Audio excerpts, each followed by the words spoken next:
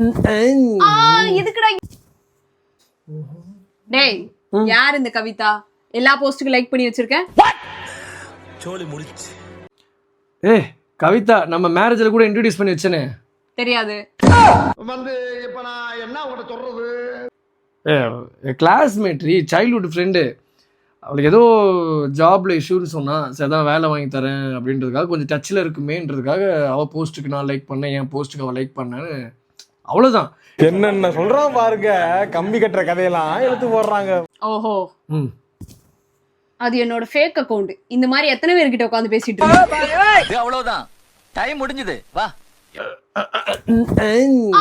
எதுக்குடா ஏன் கை பிடிச்சு கொடுக்குற?